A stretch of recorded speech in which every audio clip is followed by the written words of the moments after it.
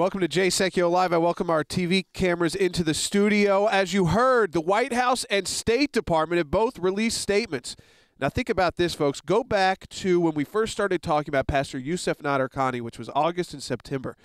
And we worked on getting statements from government leaders, Congress, 89 members of Congress calling on the government and the State Department to speak out, and the Secretary of State. The State Department had released some comments, but it took until December for Secretary of State Clinton to do so. She did in a speech, and the State Department released other statements leading up to that. The White House did it in October, but it took about a month for the White House to speak out as well.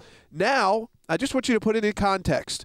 On Monday, we tell you that we have got the report that his life is in imminent and immediate danger. On Tuesday, we release everything after confirming as much as we can that we believe that the execution order has been issued.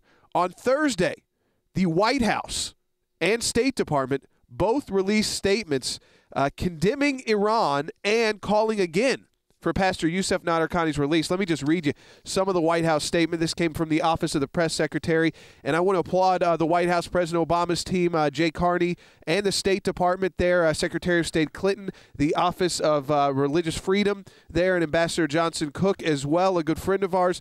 Here's some from the White House. The U.S. condemns in the strongest possible terms reports that Iranian authorities reaffirmed, familiar? Because we were talking about it earlier this week, the death sentence for Iranian pastor Youcef Nadarkhani for the sole reason of his refusal to recant his Christian faith. The State Department, very similar message, Mr. Nadarkhani facing a death sentence on charges of apostasy, leaving Islam, and has refused to recant his Christian faith. Government persecution for simply following one's faith is common in Iran, where followers of many religious traditions face harsh treatment. The world is speaking out. Governments are speaking out. The EU, Dad, is speaking out. Germany has spoken out. It's all good news. Yeah, the European Union has said through their High Representative of the Foreign Affairs Ministry for the Council of Europe and the European Union, the High Representative has in several instances expressed her serious concerns over the increase in executions in Iran and calls on Iran to free the Iranian pastor Youcef Nadarkhani and other Iranians sentenced to death for offenses which, according to international standards,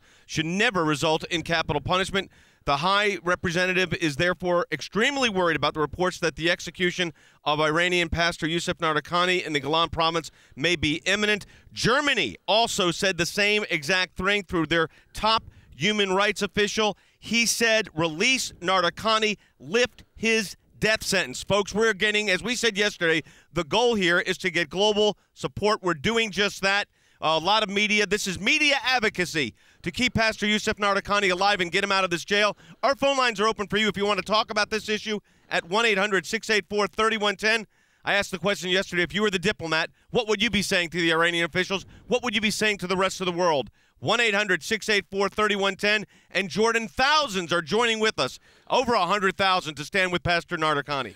That's right. And I asked you today, as again we go into what is the weekend in Iran, Friday and Saturday, in the time we need to all take a stand for Pastor Youcef. Call now, 877-989-2255. The world is listening. 877-989-2255. Those Iranian leaders just heard from the White House, or go to ACLJ.org.